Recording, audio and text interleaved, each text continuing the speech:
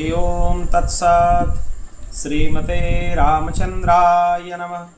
ओम परमहंसास्वादित चरणकमलचिन्मकरन्दाय भक्तजनमानसनिवासाय श्रीरामचंद्राय नमः। वागीशायस्य वदने लक्ष्मीर्यस्य च वक्षसि यस्यास्ति हृदये संवित् तं नृसिंहमहं भजे। विश्वसर्ग विसर्गादि नवलक्षणलक्षितं श्रीकृष्णाख्यं परं धामं जगद्धाम नमामि तत्। प्रह्लाद नारद पराशर पुंडरीक व्यासंबरीश सुखसौनक भीष्मदालिभ्यं रुक्मांगदार्जुन वसिष्ठ विभीषणादीन् पुण्यानिमन परम भागवतान् नमामि।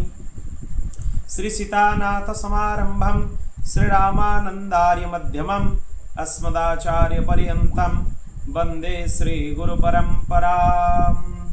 गोविंद जय जय गोपाल जय जय गोविंद जय जय गोपाल जय जय गोविंद जय जय गोपाल जय जय गोविंद जय जय गोपाल जय जय राधा रमण हरि गोविंद जय जय राधा रमण हरि गोविंद जय जय राधा रमण हरि गोविंद जय जय राधा रमण हरि गोविंद जय। बोल भक्त वत्सल भगवान की जय। अनंत कोटि ब्रह्मांड नायक परात्पर अखिलेश्वर भगवान श्री हरि की महती कृपा करुणा से आज हम कार्तिक महात्म्य के ऊपर कुछ चर्चा करने के लिए भगवत कृपा से यहाँ समवेत हुए हैं। कार्तिक महात्म्य प्रायः सभी पुराणों में आता है। उनमें से सबसे ज़्यादा दो पुराणों में इसका महात्म्य ज़्यादा विस्तार से वर्णित है, जिसमें स्कंद पुराण और पद्म पुराण, ये दो पुराणों में इसका महात्म्य बहुत विस्तार से वर्णन किया गया है। आज हम स्कंद पुराण में कार्तिक मास के क्या महात्म्य हैं, उसके बारे में क्या दिया गया है, उसके बारे में चर्चा करेंगे। नारायणं नमस्कृत्य नरं चैव नरोत्तमं देवीं सरस्वतीं चैव ततो जयमुदीरयेत्।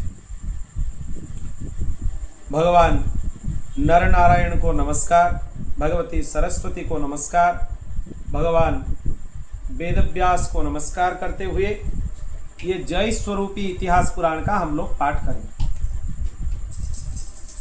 सौनकादि 88,000 मुनि प्रश्न किए सूत जी से। कार्तिक मास का महात्म्य हम लोग सुनना चाहते हैं, उसके बारे में आप कुछ बताइए। सूत जी बोले, ऋषियों, तुमने जो प्रश्न मुझे किया वही प्रश्न ब्रह्मपुत्र नारद जी ने ब्रह्मा जी से पूछा था।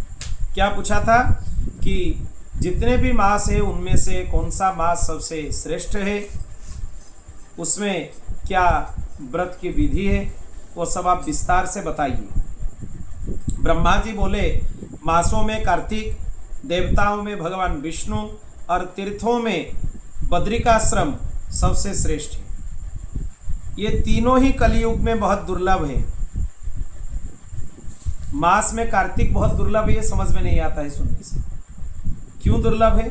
कार्तिक महीना तो सुलभ है, पर जिस विधि से कार्तिक का व्रत करना चाहिए, जिस विधि से उसका कथा श्रवण करना चाहिए, जिस विधि से उसका उद्यापन करना चाहिए, हरिनाम संकीर्तन करना चाहिए, दीपदान करना चाहिए, ये सबको सुलभ नहीं हो पाता है।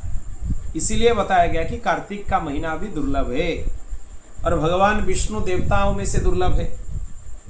बाकी बद्रिकाश्रम तो दुर्लभ है ही है, क्योंकि वो हिमालय की कंदराओं में सबसे ऊपर वो तीर्थ स्थान प्रतिष्ठित है, इसीलिए वो दुर्लभ है। ब्रह्मा जी भगवान राधा कृष्ण का स्मरण करते हुए नारद जी को फिर आगे कथा सुनाया। हे पुत्र नारद, तुमने बहुत अच्छा प्रश्न किया। वही प्रश्न सबसे अच्छा है जो जीवों का कल्याण करने के लिए समर्थ है।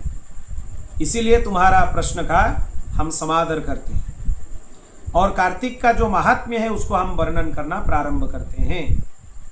कार्तिक का जो महीना है ये भगवान विष्णु को सदा ही प्रिय है, इसीलिए इसको दामोदर मास बोला जाता है। सबसे ज्यादा प्रिय है। जो भगवान श्री कृष्ण का दामोदर लीला हुआ था इसी महीने में हुआ था, इसीलिए इस महीने को, इस मास को दामोदर मास भी बोला जाता है। इसमें जो भी पुण्य किया जाता है भगवान विष्णु के उद्देश्य से, सब कुछ अक्षय होता है, मतलब उसका फल कभी नाश नहीं होता है। ये मनुष्य शरीर बहुत दुर्लभ है, ये मिलना बहुत कठिन है। इसको पाने के बाद भी जीवों को बहुत सारे नीच योनियों में गिरना पड़ता है। उनके कर्मों के वजह से बार बार उनको नीच योनियों में जन्म लेना पड़ता है, पशु पक्षी बनना पड़ता है, केवल उनके कर्म के वजह से।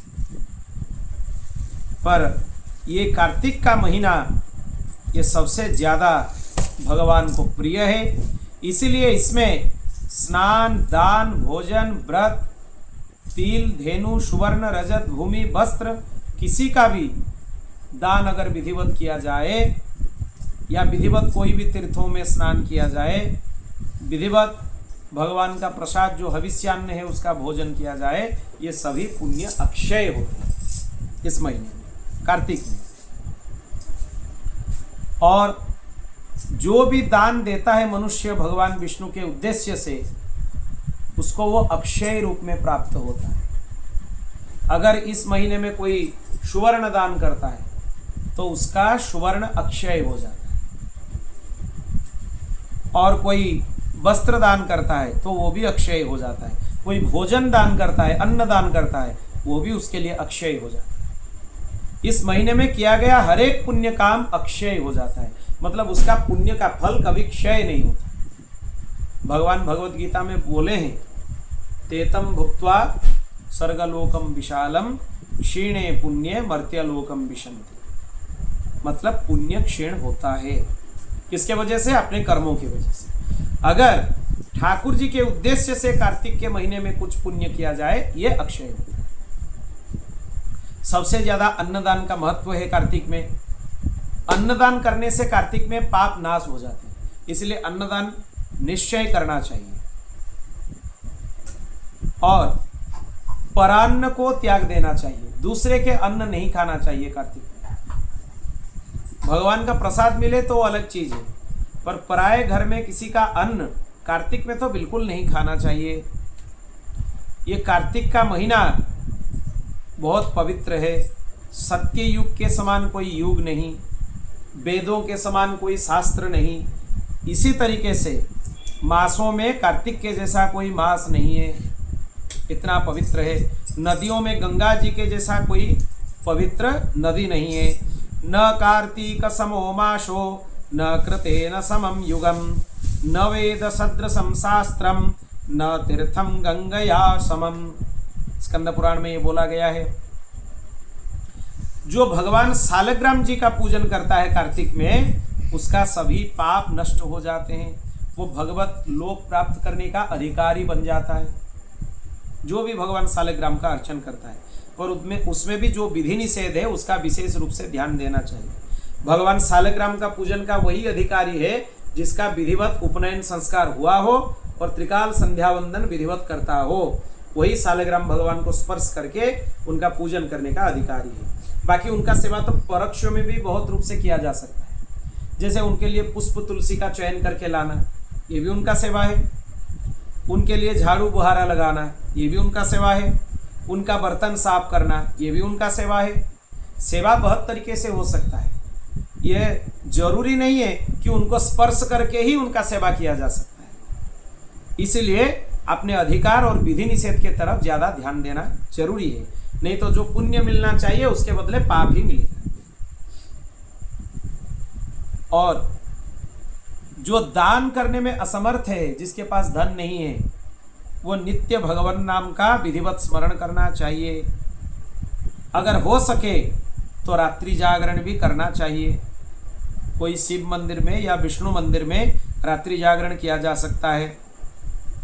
अगर वो भी उपस्थित ना हो तो कोई पवित्र वृक्ष के नीचे भी रात्रि जागरण किया जा सकता है, जैसे पीपल के वृक्ष हो या तुलसी के वन हो। ये सब वृक्षों के पास भी, आंवला का वृक्ष है, वहाँ भी रात्रि जागरण किया जा सकता है। वो भी सुलभ नहीं है तो अपने घर में ठाकुर जी के सामने भी किया जा सकता है। उनके सामने बैठ के उनके नामों का गान करना चाहिए, भगवान की लीला कथाओं का गायन करना चाहिए। इसीलिए रात्रि जागरण करने का उद्देश्य यही है। यह नहीं है कि रात्रि भर जागरण करेंगे और पराये निंदा स्तुति में अपने आप को उलझाए रखेंगे, ये तो गलत है।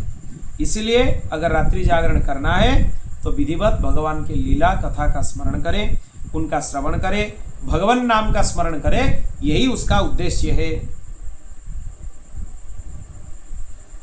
अगर किसी के पास ज़्यादा जल उपलब्ध ना हो या उसके शरीर में रोग हो, ज़्यादा स्नान नहीं कर सकता है, वो भगवान नाम से ही जल से अपने शरीर में मार्जन करना चाहिए। अपवित्रः पवित्रो वा सर्वावस्थां गतोऽपि वा यः स्मरेत् पुंडरीकाक्षं स वा याभ्यन्तरः शुचि। जो भगवान पुंडरीकाक्ष का स्मरण करता है वो अंदर से बाहर से दोनों तरफ से पवित्र हो जाता है। अगर कोई उद्यापन करने के लिए असमर्थ हो, कार्तिक व्रत महीने भर किया और उद्यापन कैसे किया जाता है उसको पता नहीं है या उसके पास साधन नहीं है, वो उद्यापन के रूप में केवल ब्राह्मण भोजन ही करा ले, यही सर्वश्रेष्ठ है। ब्राह्मणों को पवा दे, भोजन करा ले, यही सबसे श्रेष्ठ है। अगर कार्तिक में दीपदान का बहुत ज्यादा महात्म्य है, रोज ठाकुर जी के सामने दीपदान करना चाहिए। कार्तिक में रोज करना चाहिए, ऐसे तो संध्या काल में रोज दीपदान करना चाहिए, पर वो दीपदान करने के लिए जो घृत हो, जो घी है, वो शुद्ध होना चाहिए। भारतीय वेद लक्षणा गोमाता की होना चाहिए। अगर उपलब्ध नहीं है तो तिल के तेल से भी दीपदान किया जा सकता है, ये समझना चाहिए। अगर अपने पास दीपदान करने के लिए भी सामर्थ्य नहीं है तो दूसरे के जलाए हुए दीप को अगर हम रक्षा करें, हवा से रक्षा करें, बाकी दूसरे कारकों से रक्षा करें, तो वो भी दीपदान का पुण्य प्रदान करता है। पर जो असमर्थ हो, अगर अपने में सामर्थ्य है और हम नहीं कर रहे हैं, तब वो अपराध होता है।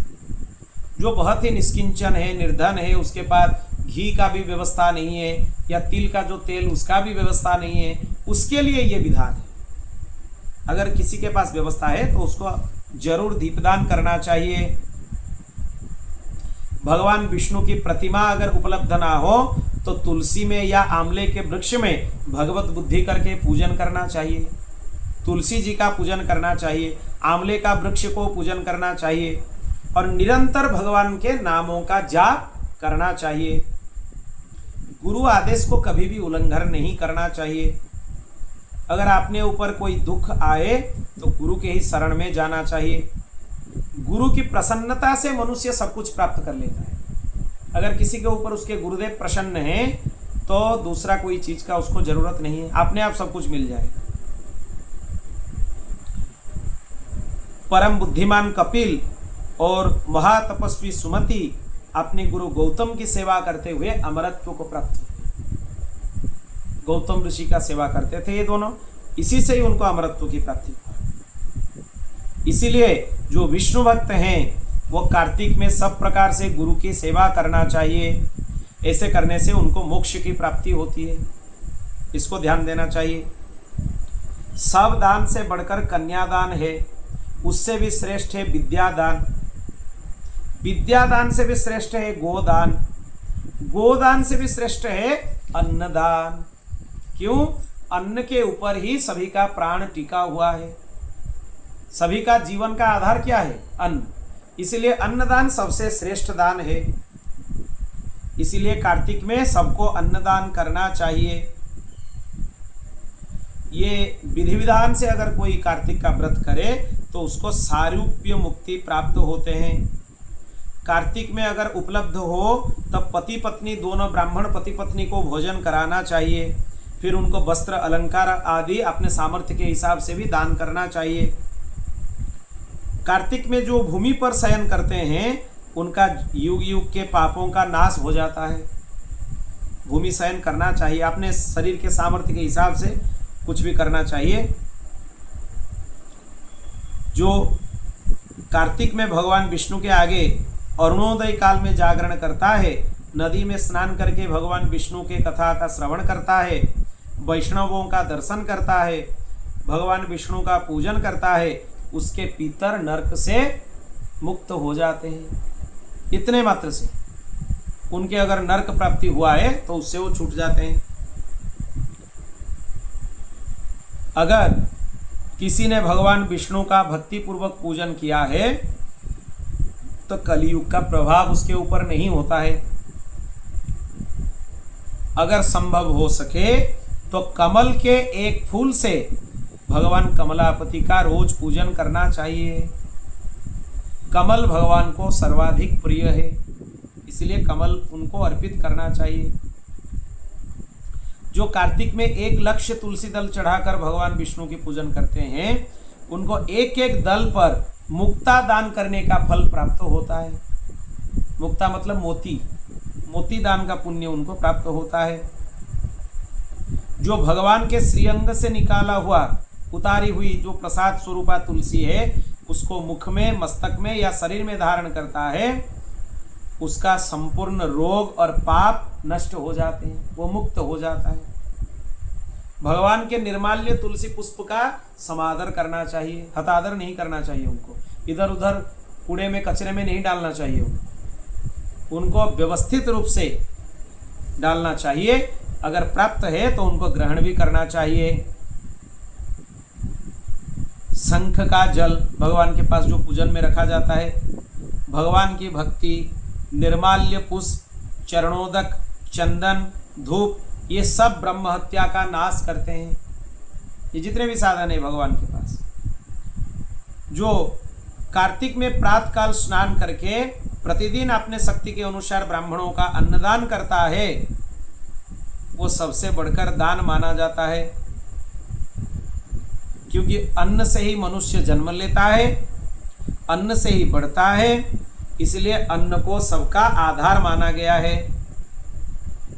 पूर्व काल में सत्यकेतु नाम से एक ब्राह्मण था, वो अन्नदान से ही मोक्ष को प्राप्त कर लिया, केवल अन्नदान से।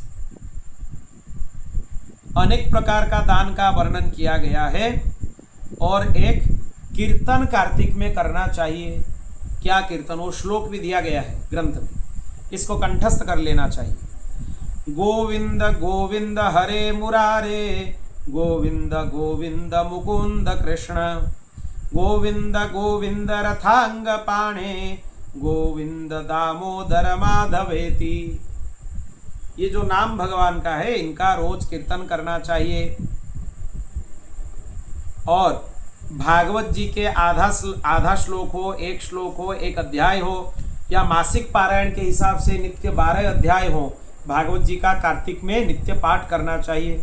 उसका बहुत ज्यादा महात्म्य है। अगर कोई मनुष्य शरीर धारण करने के बाद भी भागवत जी का श्रवण नहीं किया, भगवान नारायण की आराधना नहीं की, ब्राह्मणों के मुख रूपी अग्नि में अन्न रूपी आहुति प्रदान नहीं किया है, उसका मनुष्य जन्म व्यर्थ है। ये काम, तीनों काम जो नहीं करता है। और कार्तिक में गीता का भी पाठ रोज करना चाहिए, भगवत गीता का पाठ करना चाहिए। उसका पुण्य कोई भी वर्णन नहीं कर सकता है। जो भगवत गीता का पाठ करे कार्तिक में, उसका बहुत ज्यादा पुण्य है। गीता के समान कोई भी शास्त्र न भूतो न भविष्यति, ना पहले कोई था ना आगे कोई होगा। कार्तिके मासि विप्रेन्द्र यस्तु गीतां पठेन् नरः तस्य पुण्यफलं वक्तुं मम शक्तिर्न विद्यते। कार्तिक में गीता पाठ का जो पुण्य है उसको वर्णन नहीं किया जा सकता है, बहुत ज्यादा पुण्य है उसमें। एकमात्र गीता ही सभी पापों को हरण करके मोक्ष प्रदान करने में सामर्थ्यशाली है। गीता का 1 अध्याय पाठ करने से मनुष्य नरक से मुक्त हो जाता है। 7 समुद्रों के साथ पृथ्वी का दान करने का जो फल है, सालग्राम शिला का दान करने का वही फल माना जाता है। इसीलिए कार्तिक में अगर संभव हो सके, उपलब्ध हो, तो सालग्राम जी का भी दान करना चाहिए। इसीलिए कार्तिक में सालग्राम जी का दान का भी बहुत ज्यादा महात्म्य बताया गया है। बोल भक्तवत्सल भगवान की जय। आगे के सत्र में फिर हम श्रवण करेंगे। उसमें क्या क्या बताया गया है। एक चीज उसमें हम श्रवण कर लेते हैं। स्नान के लिए कौन से तीर्थों का वर्णन किया गया है। कार्तिक व्रत आश्विन शुक्ल पक्ष की दशमी से प्रारंभ करना चाहिए और कार्तिक शुक्ला दशमी को समाप्त करना चाहिए। मतलब एकादशी से एकादशी जो किया जाता है कार्तिक का व्रत वैष्णवों में, ये शास्त्र सम्मत है। इसमें बताया गया है स्कंद पुराण में, आश्विन शुक्ल पक्ष के एकादशी आने पर भगवान विष्णु को नमस्कार करके सभी प्रकार से कार्तिक व्रत का पालन करना चाहिए। 12 महीनों में मार्गशीर्ष जो महीना है वो सबसे ज्यादा पुण्यप्रद है। उससे भी अधिक पुण्य देने वाला वैशाख मास है। पर कहाँ पे करना चाहिए? नर्मदा जी के तट पर करना चाहिए वैशाख व्रत। उससे लाख गुना ज्यादा महात्म्य प्रयाग में है। और कौन से महीने का व्रत करना चाहिए? प्रयाग में माघ व्रत करना चाहिए। माघ में कल्पवास होता है ना प्रयाग में, इसलिए माघ व्रत प्रयाग में करना चाहिए। उसी तरीके से कार्तिक का भी बहुत ज्यादा महात्म्य है। और इसका और एक चीज सबसे अच्छा है कार्तिक का, सभी जगह इसका व्रत किया जा सकता है। सभी जल में एक जैसा पुण्य प्राप्त होता है कार्तिक में। मतलब सभी जलाश्रय का महात्म्य ज्यादा हो जाता है, दुगना हो जाता है कार्तिक में। इतना महात्म्य है कार्तिक में। और एक और सब दान व्रत नियम, दूसरे और कार्तिक का स्नान अगर इसे तराजू पर रखकर तोला जाए तो उससे स्नान वाला पल्ला भारी पड़ जाता है। मतलब कार्तिक में स्नान का ही बहुत ज्यादा महात्म्य है, सबसे ज्यादा महात्म्य है। स्नान, दीपदान, तुलसी के पौधा लगाना, सींचना, पृथ्वी पर शयन करना, ब्रह्मचर्य का पालन करना, भगवान विष्णु के नामों का संकीर्तन करना, पुराणों का श्रवण करना, ये सब करने से जीव मुक्त हो जाते हैं, जीवन मुक्त हो जाते हैं। इतना ज्यादा महात्म्य है इसका। और यह व्रत भगवान श्री कृष्ण को सबसे ज्यादा प्रिय है। सूर्य भक्त, गणेश भक्त, शक्ति उपासक, शिवोपासक, वैष्णव सबके पापों का निवारण करने के लिए कार्तिक में स्नान करना चाहिए। मतलब ये ऐसा नहीं है कि जो वैष्णव है वही करेंगे। कार्तिक में जो शैव है, जो वैष्णव है, जो सौर है, जो गाणपत्य है, जो शाक्त है, सबको कार्तिक में स्नान करना चाहिए। ब्राह्म मुहूर्त में स्नान करना चाहिए। सूर्य के प्राप्ति के लिए जब तक सूर्य नारायण तुला राशि पर स्थित हैं तब तक व्रत करना चाहिए। आश्विन पूर्णिमा से कार्तिक पूर्णिमा तक भगवान शंकर की प्रसन्नता के लिए स्नान करना चाहिए। आश्विन पूर्णिमा आज से प्रारंभ हुआ, आज से कार्तिक पूर्णिमा तक एक महीना अगर कोई स्नान का नियम ले तो उससे भगवान शंकर प्रसन्न होते हैं। आश्विन शुक्ल पक्ष की प्रतिपदा से कार्तिक कृष्ण चतुर्दशी महारात्रि तक भगवती दुर्गा की प्रसन्नता के लिए स्नान करना चाहिए।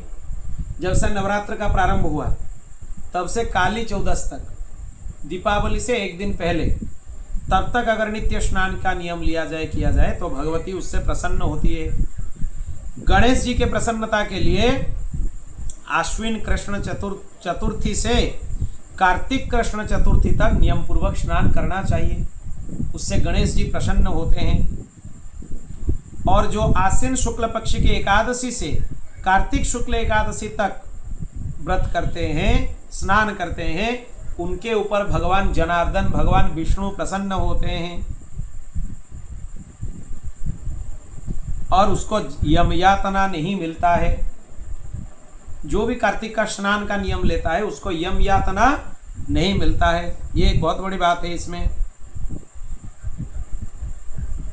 जो ब्राह्मण कार्तिक में प्रातः स्नान करते हैं और उनको ओढ़ने के लिए अगर कोई कंबल या रजाई का दान करता है तो उसको कार्तिक स्नान का ही पुण्य मिलता है। मतलब अगर कोई स्नान करने में असमर्थ हो और कोई ब्राह्मण कार्तिक का स्नान कर रहा है तो उनके लिए कंबल, रजाई अगर ये दान करें तो उसको भी, दान करने वाले को भी स्नान का पुण्य प्राप्त हो जाता है। इतना महात्म्य है। विशेषतः इसमें राधा कृष्ण की पूजा करना चाहिए। इसीलिए उड़ीसा में राधा दामोदर व्रत किया जाता है कार्तिक में। जगन्नाथ जी का जो बेश श्रृंगार होता है 1 महीने तक, वो राधा दामोदर बेश का श्रृंगार होता है जगन्नाथ जी का। यही परंपरा है। तुलसी के नीचे सुबह राधा कृष्ण के मूर्ति निर्माण करके निष्काम भाव से पूजन करना चाहिए। इससे जीव जीवन मुक्त हो जाता है। तुलसी के अभाव में आंवले के नीचे पूजन किया जा सकता है, या अगर वो भी सुविधा ना हो तो सूर्य मंडल के तरफ, सूर्य देवता के तरफ मुख करके, पूर्व दिशा की ओर मुख करके भगवान सूर्य के सामने भी भगवान का पूजन किया जा सकता है। सभी देवता अप्रत्यक्ष हैं, सभी दर्शन नहीं देते हैं, पर भगवान सूर्य ये प्रत्यक्ष हैं, रोज दर्शन देते हैं। सभी देवता काल के अधीन हैं, पर काल भगवान सूर्य के अधीन है। ये समझने वाली बात है। जो दरिद्र है वही दान का पात्र है। उससे भी जो विद्वान पुरुष है वो विशेष दान का पात्र है।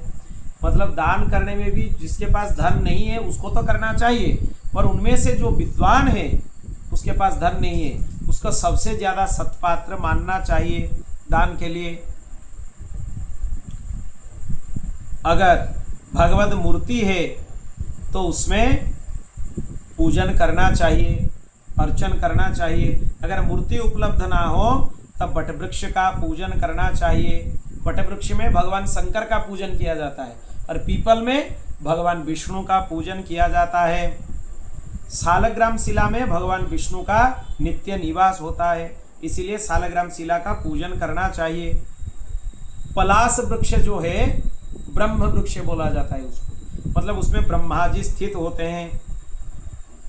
जो कार्तिक में पलाश का जो पत्ता होता है उसमें भोजन करते हैं, पलाश के पत्तल में भोजन करते हैं, उनको भगवान विष्णु का लोक प्राप्त होता है, विष्णु लोक मिल जाता है।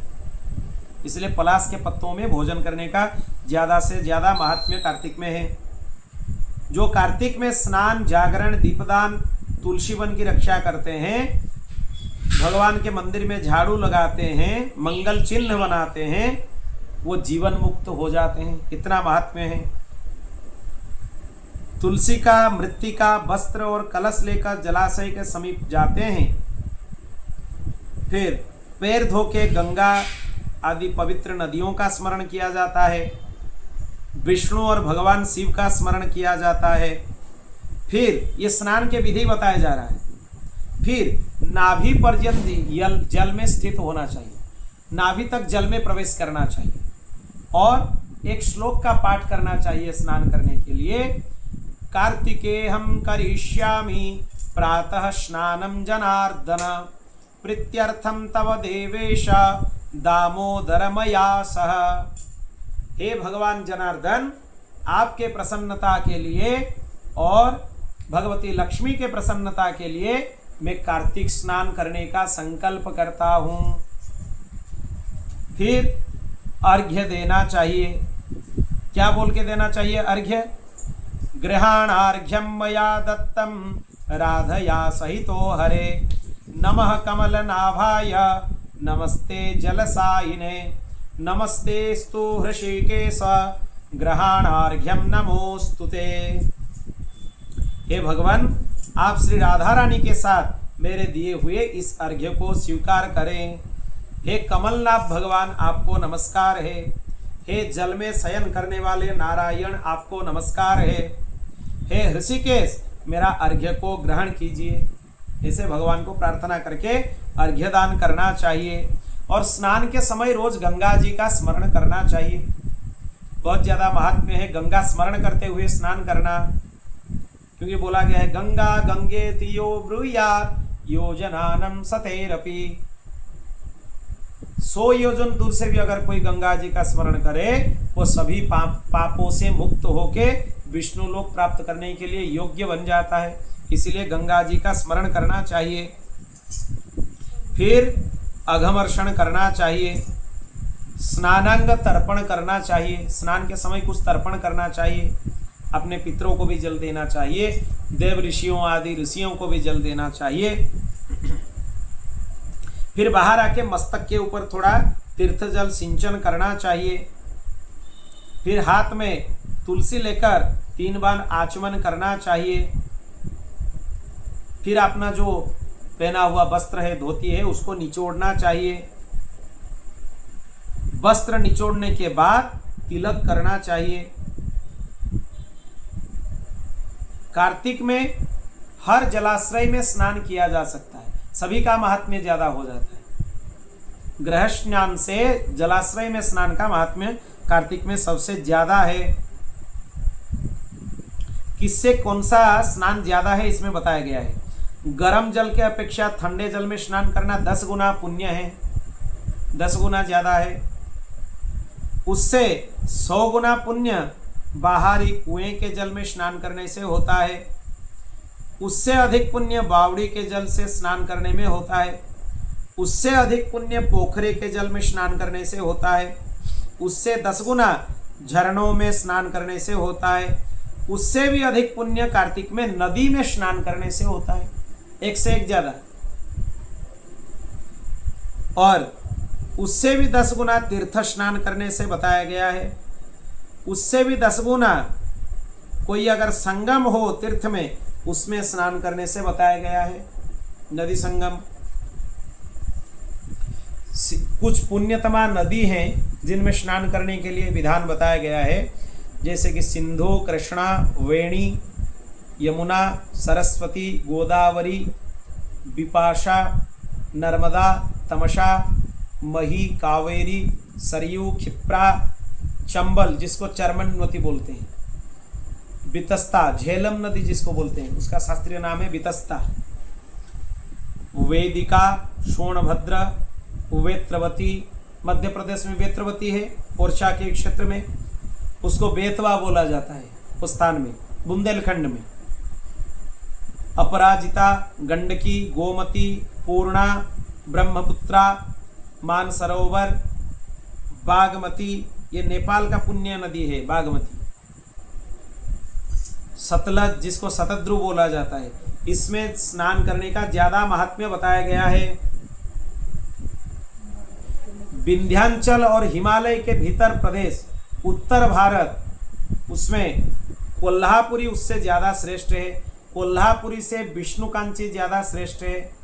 विष्णुकांची और शिवकांची दोनों श्रेष्ठ है। ये दक्षिण भारत में है, विष्णुकांची और शिवकांची।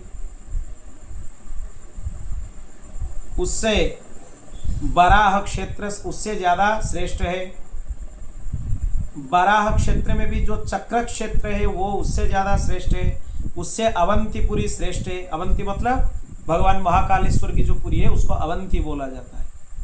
उससे भी ज्यादा श्रेष्ठ है बद्रिकाश्रम। बद्रिकाश्रम से अयोध्या श्रेष्ठ है। अयोध्या से गंगा द्वार श्रेष्ठ है। गंगा द्वार से कनखल जो बोला जाता है हरिद्वार में, वो ज्यादा श्रेष्ठ है। कनकल से मथुरा ज्यादा श्रेष्ठ है, इतने पुरियों में, इतने स्थानों में, क्योंकि कार्तिक में वहां स्वयं राधा कृष्ण भगवान दोनों स्नान करते हैं, इसलिए मथुरा में उसका महात्म्य ज्यादा बताया गया है। मथुरा से भी द्वारिका सबसे ज्यादा श्रेष्ठ है, और द्वारिका से भी श्रेष्ठ है भागीरथी। उसमें भी जो विंध्य पर्वत से उसका धारा मिलता है वो सबसे ज्यादा श्रेष्ठ है। उससे 10 गुना पुण्य तीर्थराज प्रयाग में है। उससे भी श्रेष्ठ काशी है। काशी में भी जो पंच नद है, जो पंचगंगा घाट है काशी का, जहाँ पे जगत गुरु आद्य रामानंदाचार्य भगवान का आश्रम है पंचगंगा घाट, वो सभी तीर्थों में काशी में वो ज्यादा श्रेष्ठ है। जिसमें हम लोग स्नान किए थे उस तीर्थ क्षेत्र है वो उससे भी ज्यादा श्रेष्ठ है। तीनों लोकों में वो विख्यात है।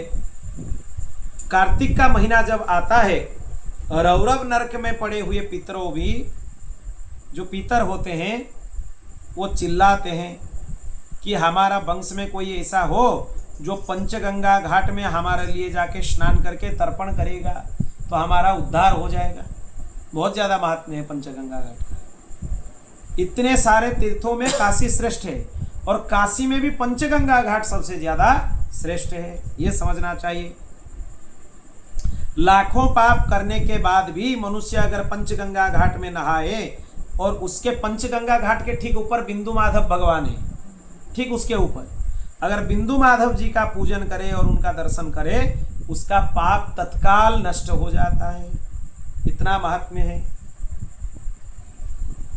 अगर कुछ रात बाकी रहे, मतलब कार्तिक का कुछ दिन व्यतीत हो गया है, उसके बाद उसको पता चला कि मुझे कार्तिक में स्नान करना चाहिए, वैसे भी अगर कोई स्नान करे तो भी भगवान विष्णु उससे संतुष्ट हो जाते हैं। सूर्योदय काल में किया हुआ स्नान मध्यम होता है। जब तक कृत्तिका अस्त ना हो तभी तक स्नान उत्तम है, मतलब तारा जब तक दिखाई देता है आकाश में तब तक स्नान कर लेना चाहिए, ये कार्तिक का विधान है। अगर सूर्य दर्शन हो जाए उसको मध्यम माना जाता है, और सूर्य दर्शन के बाद मतलब सूर्य उदय के बाद अगर स्नान किया जाए उसको अधम माना जाता है। बहुत विलंब करके जो स्नान किया जाता है वो कार्तिक स्नान नहीं है, वो ऐसे ही स्नान है, पर वो कार्तिक का स्नान नहीं है। कार्तिक स्नान करने के लिए जब आकाश में तारा दिखते हैं तब तक स्नान कर लेना चाहिए। स्त्रियों के लिए यह विधान है, पति से आज्ञा लेकर कार्तिक स्नान करना चाहिए, क्योंकि पति से बिना पूछे जो धर्म कार्य किया जाता है वो पति की आयु को क्षीण कर देता है, पति के आयु को उसको घटा देता है वो। इसलिए कोई भी पुण्य काम करे वो पति के अनुमति से ही करना चाहिए। स्त्री को पति के बिना अनुमति से कोई भी भगवत कार्य हो, कोई भी शुभ कार्य हो नहीं करना चाहिए, करके कोई फायदा नहीं है उससे, और उस उल्टा नुकसान है उसमें। जो पति का उसमें लिखा गया है, स्त्रियों के लिए पति की सेवा छोड़कर दूसरा कोई धर्म नहीं है। अपृष्ट्वा यत्कृतं धर्म्यं भर्तारं तत्क्षयं नयेत्, स्त्रीणां नास्त्यपरो धर्म भर्तारं प्रज्य कश्चन। ये श्लोक भी दिया गया है स्कंद पुराण में। जो पति की आज्ञा का पालन करे वो संसार में धर्मवती है। केवल व्रत करने से कोई धर्मवती नहीं हो जाता है। पति अगर दरिद्र हो, पतित हो, मूर्ख हो या दीन हो, तब भी स्त्री को उसी का आश्रय लेना चाहिए, उसका त्याग नहीं करना चाहिए, नहीं तो स्त्री नरक में गिरती है। जिसके दोनों हाथ, दोनों पैर, वाणी, मन ये काबू में रहे, जिसके विद्या, तप, कीर्ति हो, वही मनुष्य तीर्थ में फल का भागी होता है। नहीं तो लोग तीर्थ क्षेत्र में जाते हैं दर्शन करने के लिए, उल्टा अपने मस्तक पर पाप लाद के ले आते हैं। अन्य क्षेत्रे कृतं पापम तीर्थ क्षेत्रे विनश्यति, तीर्थ क्षेत्रे कृतं पापम वज्रलेपम भविष्यति। अन्य क्षेत्र में जो पाप किया जाता है वो तीर्थ में नष्ट होता है। अगर तीर्थ में जाके कोई पाप करे वो वज्रलेप हो जाता है, मतलब वो मिटाया नहीं जा सकता है। इसलिए तीर्थ क्षेत्र में कोई भी पाप नहीं करना चाहिए। जितने दिन रुकोगे सावधानी पूर्वक रुकना चाहिए। अगर सावधानता ना रहे तो ज्यादा दिन रुकना नहीं चाहिए, नहीं तो हानि है उसमें। इसलिए जिसके तीर्थ में श्रद्धा ना हो, जो नास्तिक है, वो तीर्थ फल के भागी नहीं होते हैं, मतलब उनको तीर्थ का फल ही नहीं मिलता है। जो कुतर्क करते हैं क्या मिलेगा इसमें जाके, काशी दर्शन करके, पंचगंगा घाट में नहा के, मथुरा दर्शन करके, द्वारिका दर्शन करके, जगन्नाथपुरी दर्शन करके क्या मिलेगा, जो कुतर्क करते हैं उनको तीर्थ का कोई भी फल प्राप्त नहीं होता है, ये समझना चाहिए। स्नान के तत्व जिसको पता है वो जानना चाहिए। स्नान 4 प्रकार का है, वायव्य स्नान, वारुण स्नान, ब्राह्म स्नान और दिव्य स्नान। ये स्नान कौन सा स्नान, किसका नाम क्या है समझ लेना चाहिए।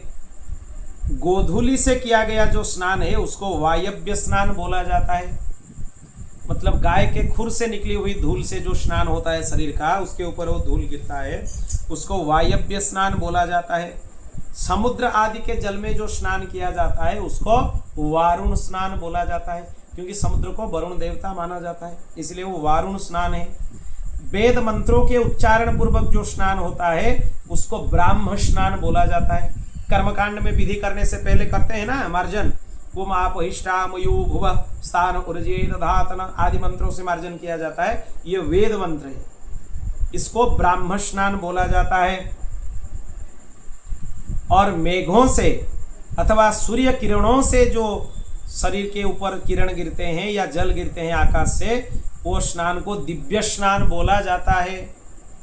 मतलब शरीर के ऊपर अगर सूर्य किरण गिरे वो भी एक स्नान है, या वृष्टि जल भी शरीर के ऊपर गिरे आकाश से, वो भी दिव्य स्नान बोला जाता है। सभी स्नानों में वारुण स्नान सबसे ज्यादा श्रेष्ठ है। समुद्र स्नान, वारुण स्नान मतलब क्या है? समुद्र में स्नान करना, ये सबसे ज्यादा श्रेष्ठ है। क्योंकि महोदधि को क्या बोला जाता है? तीर्थराज महोदधि। समुद्र को तीर्थों का राजा बोला जाता है। स्त्री और शूद्र के लिए बिना मंत्र का स्नान का विधान है। मंत्र उच्चारण पूर्वक उनको स्नान नहीं करना चाहिए। भगवान नाम स्मरण करते हुए, गंगा जी का स्मरण करते हुए उनको स्नान करना चाहिए। प्राचीन समय में पुष्कर जी में जो नंदा संगम है, वहाँ के नंदा के कहने पर राजा प्रभंजन कार्तिक में पुष्कर स्नान करने से व्याघ्र योनि से मुक्त हुए थे। इसलिए कार्तिक में पुष्कर जी में स्नान करने का भी बहुत ज़्यादा महात्म्य बताया गया है। ये पुष्कर तीर्थ कहाँ पे है? राजस्थान में। ब्रह्मा जी का वहाँ पे मंदिर है, पुष्कर क्षेत्र है। तीर्थ गुरु बोला जाता है उनको। तीर्थराज है प्रयाग और तीर्थ गुरु है पुष्कर। इसी तरीके से कार्तिक में स्नान करना चाहिए। कैसे स्नान करना चाहिए? ब्राह्म मुहूर्त में जब आकाश में तारे दिखते हैं तब तक स्नान कर लेना चाहिए। स्नान करके फिर तुलसी जी का पूजन करना चाहिए। तुलसी जी में दीपदान करना चाहिए। तुलसी जी का परिक्रमा करना चाहिए, जितना हो सके, 4 हो सके या 27 हो सके या 54 हो सके या 108 हो सके, जितना हो सके परिक्रमा तुलसी जी का करना चाहिए।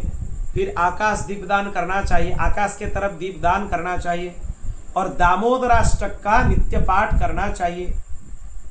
उसके बाद दिन भर भगवान नाम का स्मरण करते हुए अपने काम करना चाहिए। फिर भगवत कथा, भागवत आदि ग्रंथों का श्रवण विधिवत करना चाहिए। बोल भक्तवत्सल भगवान की जय। श्री कृष्ण गोविंद हरे मुरारे, हे नाथ नारायण वासुदेव। श्री कृष्ण गोविंद हरे मुरारे, हे नाथ नारायण वासुदेव। हे नाथ नारायण वासुदेव, हे नाथ नारायण वासुदेव, हे नाथ नारायण वासुदेव, हे नाथ नारायण वासुदेव, हे नाथ नारायण वासुदेव, हे नाथ नारायण वासुदेव। श्री कृष्ण गोविंद हरे मुरारे, हे नाथ नारायण वासुदेव। बोल भक्तवत्सल भगवान